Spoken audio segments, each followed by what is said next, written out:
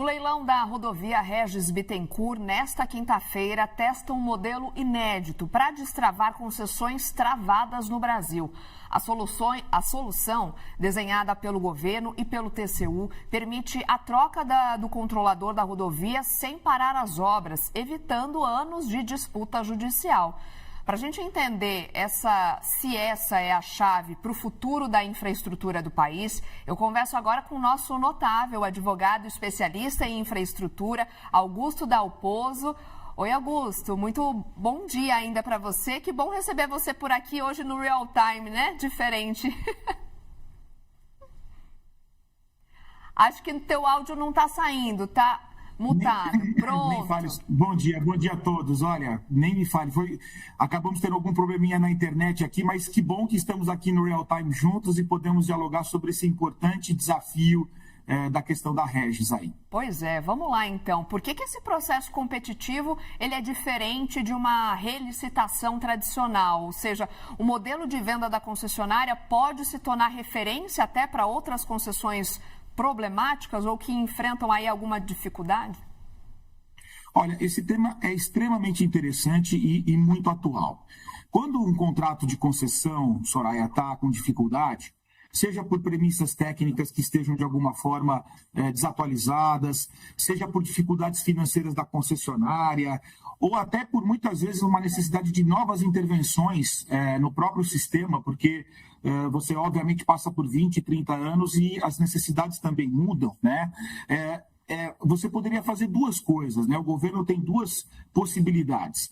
Ou ele vai, eventualmente, continuar com um contrato ruim, o que não é uma possibilidade, obviamente, porque você não tem como dar continuidade a algo que não está realmente promovendo e protegendo o interesse público, o interesse do beneficiário da rodovia, ou ele promover, eventualmente, a caducidade do contrato, que é basicamente o rompimento, né, desse contrato. Esse rompimento, ele é muito complexo, porque você tem a questão de indenização, as obras param, os investimentos não acontecem, a segurança viária não é garantida, você tem aí decisões que vão sendo judicializadas por muitos e muitos anos, e, portanto, por mais que seja um instrumento importante que tenha na mão do Estado e que a lei confere ao Estado, ela acaba sendo muito, de alguma forma, trazendo um círculo muito problemático para o setor público e para os investimentos da infraestrutura. Então, o que se coloca como alternativa? É exatamente esse modelo, né, que eu tenho defendido já há algum tempo, que é exatamente você manter o contrato, mas sob uma nova ótica, sobre um novo investidor, para que você, com isso, consiga promover a continuidade desse contrato, né? Então, nesse caso da Regis, que é uma rodovia super importante, é uma rodovia que transporta cargas e tem uma integração super relevante com o Mercosul, a gente não pode esquecer, cada vez mais premente. Essa rodovia passa basicamente de 70 a 80 mil eixos por dia, né? E nós temos um problema de segurança viária muito, muito perigosa aqui. Nós temos aí um tombamento de veículo por dia, basicamente as estatísticas mostram. Então, nesse sentido, se você for computar todas as paralisações da rodovia, você tem praticamente 40 dias de paralisação se você computar todo o problema de fluidez dessa rodovia. Então, é uma rodovia que não pode parar, ela é fundamental, ela tem um interesse público pujante por trás, seja do ponto de vista econômico, seja do ponto de vista social.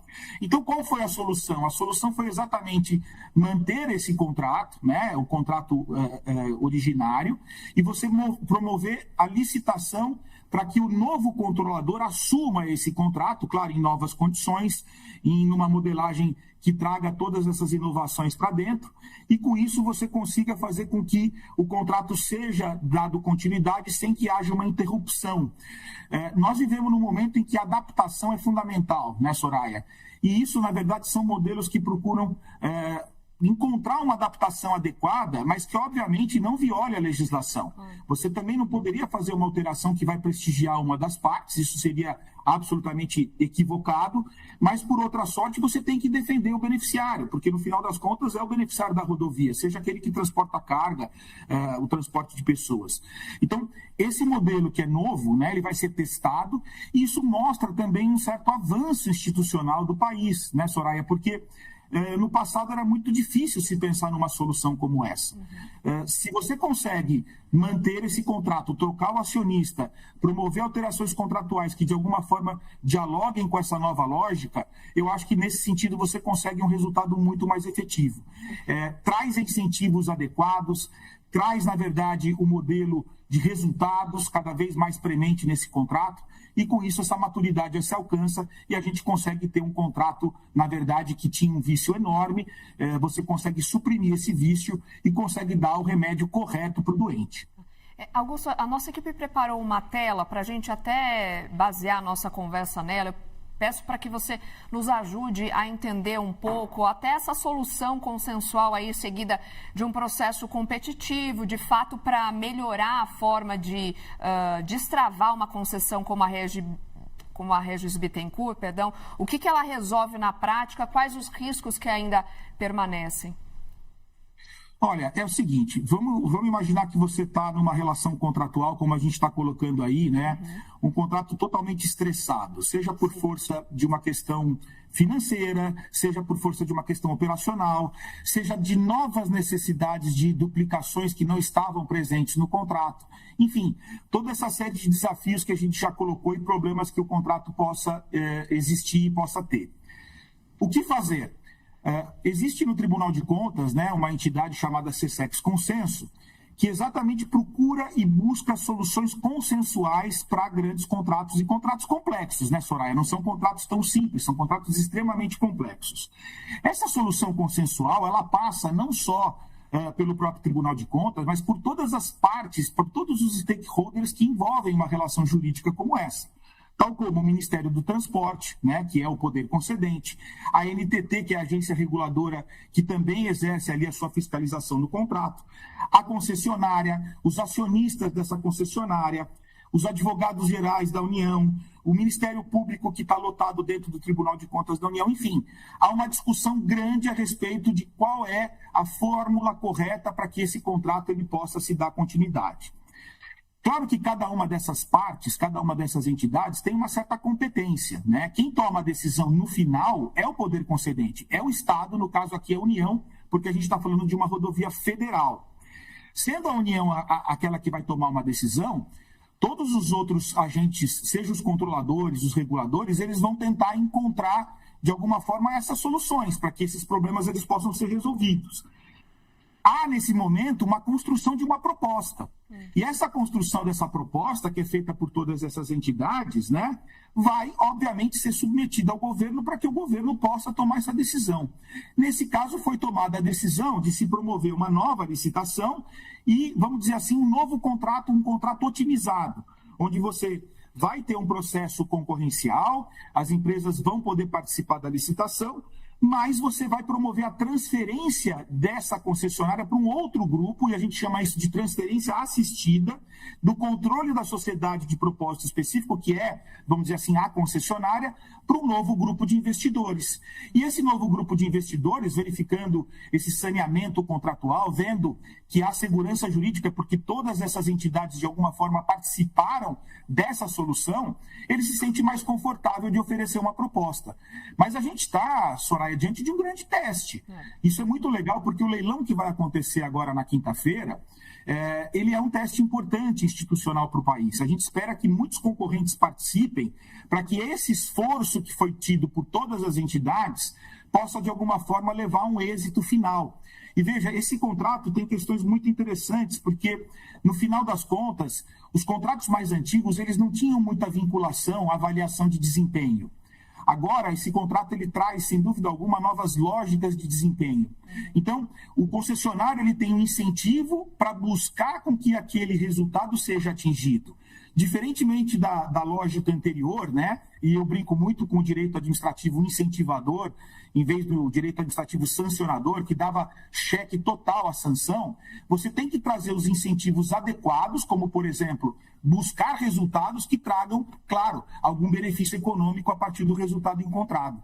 Então, veja que é uma solução que vai realmente ser muito importante. Nós estamos num momento fundamental de testar essa solução e eu espero, né, que esse teste ele se sagre vencedor, porque se isso acontecer, obviamente isso é uma lógica que vai poder ser utilizada para outros casos. Sim, você tem referência, né, para outros modelos de concessões. Exatamente. Você pode, obviamente, não é que ele é replicável automaticamente, sim, mas você consegue usar este modelo e examinar cada caso concreto para saber se, obviamente, ele vai ou não ser bem utilizado e se ele tem condições de que essa solução seja melhor, seja a solução adequada. Ou seja, foi um leilão que passou aí por uma repactuação contratual, se a gente pode dizer assim. Imagino que a empresa que administra atualmente a concessionária, né, o trecho da Regis Bittencourt, vai querer permanecer e vai possivelmente oferecer aí uma proposta. Há essa possibilidade, né, dessa empresa oferecer, ela tem um conhecimento óbvio, né, da operação, né? Só que nós estamos falando agora, né, que foram acrescidos aí 7 bilhões de investimentos novos, né? E esse contrato também prevê aí mais ou menos 4 bilhões de despesas operacionais. E uma questão importante também é que o leilão ele vai ser realizado a partir do maior desconto sobre a tarifa básica do pedágio. Uhum. Ou seja, aquele que vai participar tem que oferecer um valor menor do que a tarifa que está sendo paga. O que também é fundamental, porque todo esse processo, né, Soraya, ele é feito, no final das contas, para a população. Então, se você consegue, inclusive, tendo um modelo sustentável economicamente, mas você, de alguma forma, trazendo aí a possibilidade, né, de ter um desconto ainda na tarifa, e mais ainda, viu, Soraya, porque além do desconto na tarifa, aquele que assumir o novo contrato vai ter que pagar 120 milhões de valor fixo para a aquisição da concessionária anterior. Então, nós estamos falando aí de uma possibilidade de ingresso aí, né, de novos investimentos, de um contrato atualizado com mais maturidade e, eventualmente, com uma tarifa menor que aquela que é cobrada atualmente. Ou seja, seria um modelo que, na verdade, traz uma grande virtuosidade, porque ele, de alguma forma, esses desafios que são colocados, ele supera e tenta, de alguma forma, também baixar o valor da tarifa do pedágio, o que é muito importante para o custo do Brasil. E aí equilibra, de alguma forma, a modicidade da tarifa, a capacidade de investimento? Exatamente. Com a tarifa mais módica, né, você tem uma tarifa mais sustentável, né? Ela teria que ser uma tarifa, obviamente, que é capaz de sustentar e de financiar toda a operação, mas também trazer um benefício para a coletividade, para fazer com que esse custo de transporte ele possa ser minorado. Até porque, como a gente falou, essa rodovia ela é super importante, né? Inclusive por a questão estratégica do próprio Mercosul. Se a gente consegue, de alguma forma, né, trazer uma tarifa mais módica, salvar um contrato que, na verdade, vai receber um novo investidor e adaptar a uma nova realidade do que se coloca hoje, né? Sem dúvida alguma, é uma solução que me parece muito importante. A gente tem, Soraya, eu queria até mencionar, né? Nós, lá do Instituto, eu sou presidente do IBEG, do Instituto Brasileiro de Estudos Jurídicos da Infraestrutura, nós fazemos grandes diálogos com todo o governo federal, chamado InfraTalks, que vai acontecer agora quinta-feira na B3, antes do leilão. Então, esses momentos de diálogo com a sociedade, com os empresários, com os stakeholders, com os agentes reguladores, com os tribunais de contas que vão examinar e com o próprio Poder Judiciário, porque tudo no final pode acabar acabando no próprio Poder Judiciário, é fundamental para que a gente encontre soluções, né? Essas soluções, como essa, por exemplo, elas são soluções muito complexas, elas são soluções dialogadas, elas são soluções onde você consegue fazer uma adaptação adequada para um problema que foi encontrado durante a execução do contrato e, a partir dali, obviamente, oferecer um incentivo adequado para que o novo investidor ele passe a fazer os investimentos necessários e tão importantes, tão relevantes numa rodovia como a Regis Bittencourt. E justamente puxando por essa importância da rodovia, que tipo de ganhos os usuários já podem esperar em termos de segurança, fluidez, qualidade dos serviços daqui para frente? Olha, isso está muito conectado, e a sua pergunta é muito legal, Soraya, porque é o seguinte, existe a possibilidade, nesse caso vamos ter, o que a gente chama de verificador independente. O verificador independente é um órgão de consultoria, um órgão de auditoria, que vai verificar se tudo aquilo que estava previsto está sendo executado pela concessionária. Obviamente que se aquilo tudo for bem executado, o ganho para a sociedade é enorme, seja do ponto de vista econômico e do ponto de vista social. Agora, essa função do verificador ela é muito importante, porque ela vai trazer dados relevantes para que tanto a NTT quanto o Ministério possa tomar decisões adequadas a respeito de como está o resultado dessa concessão. E esse resultado, no final das contas, é o que a gente quer. A gente quer tarifa mais baixa, né? Nós queremos tarifas que sejam adequadas, mas que sejam tarifas mais módicas. Mas, por outro lado, a gente quer uma rodovia com segurança. Os números, como a gente mencionou aqui, tanto de acidentes quanto da questão, obviamente, de tráfego, são enormes. A gente precisa reduzir isso. Então, nós vamos conseguir verificar na prática com o verificador independente, com os órgãos de controle funcionando, com as entidades reguladoras, se todo aquele projeto que foi estabelecido nesse momento da licitação, ele está sendo concretizado no dia a dia. E se não tiver, obviamente que demanda uma nova ação do governo, todas essas entidades, para que, no final das contas, a gente consiga trazer esses resultados. Melhor segurança viária, menor custo de transporte, né? E o desafio, obviamente, de que tudo isso flua de uma maneira interconectada, porque esses modais, eles obviamente, como a gente sempre tem falado aqui no nosso programa, eles também se conectam com outros. Então, eles estão conectados aos portos, estão conectados às cargas. No final das contas, se isso funcionar, se esse fluxo, se essa fluidez, ela conseguir ser conquistada a partir de novos investimentos dessa nova lógica, sem dúvida alguma, os resultados virão e serão de alguma forma concretizados, não é que são resultados abstratos e que não estão ali sendo demonstrados. Tem que ser demonstrados e esses resultados, inclusive, interferem na remuneração da concessionária, Sim. O que, no final das contas, acaba sendo um incentivo muito grande para que esse contrato seja executado e seja bem executado. Sim, é um benefício aí para muita gente envolvida, né? E em quanto tempo a gente conseguiria chegar a todos esses benefícios e pontos que você trouxe? Seria muito a longo prazo? Olha, esse contrato, o contrato original, Soraya, ele era de 2008 a 2033, né? Portanto, nós estamos em 2026, ele está sendo licitado e ele teria mais 7 anos aí restantes para a finalização do contrato original. O que foi feito? Foi feito o seguinte dado, né? O prazo desse contrato agora vai ser de 15 anos, esse novo contrato. Então, você tem 7 anos restantes do contrato original e foram acrescidos mais 8 anos. Esses 8 anos foram acrescidos exatamente para dar tempo de fazer todas essas benfeitorias, essas melhorias e trazer aquilo que a gente chama, né, da amortização dos investimentos.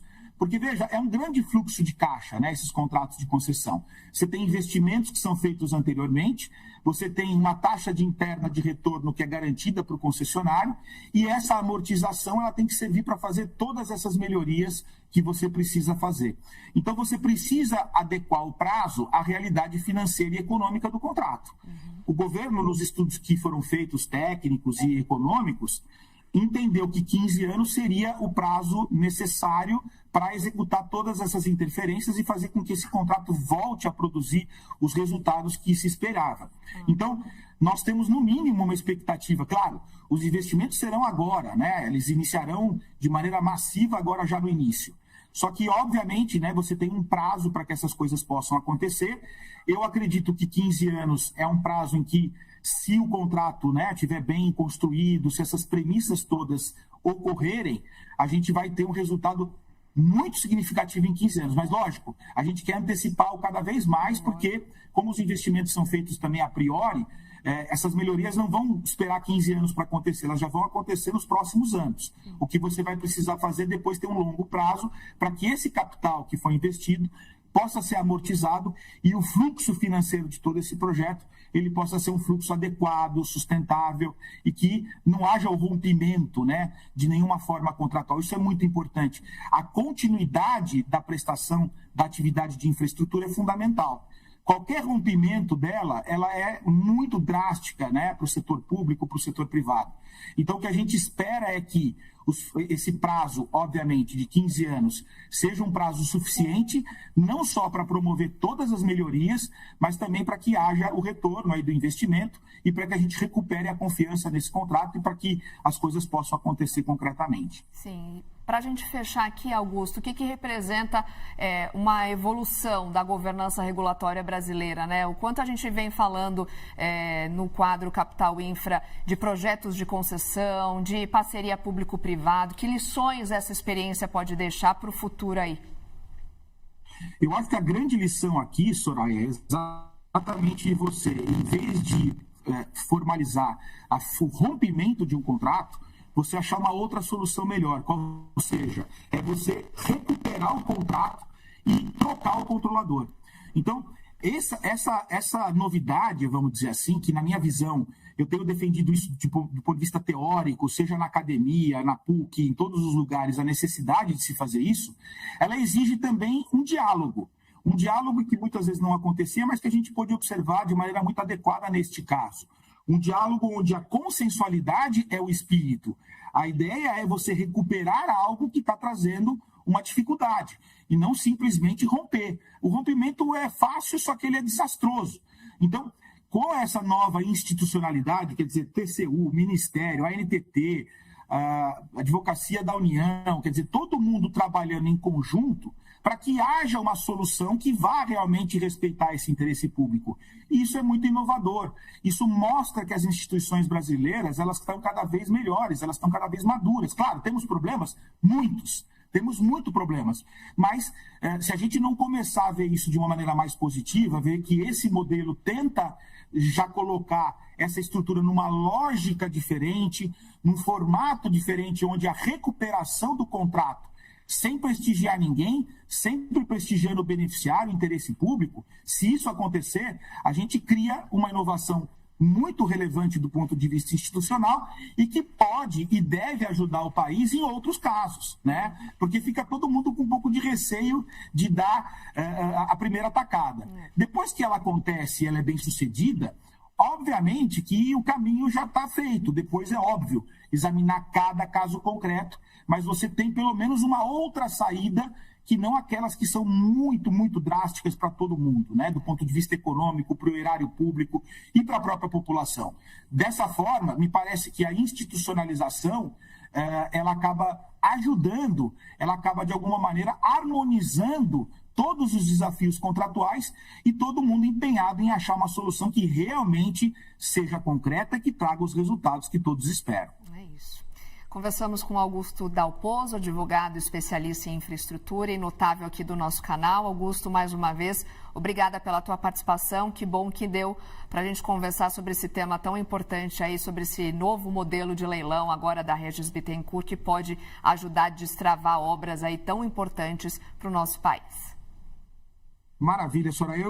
Na semana que vem a gente traz o resultado, né, do que aconteceu no leilão. Vai ser bacana a gente, de alguma forma, abordar rapidamente, pelo menos, o que aconteceu. Importante trazer essa repercussão. E convido a todos aí para o Infratalks. Exatamente, convido a todos para estar no Infratalks lá na B3 para discutir esses temas.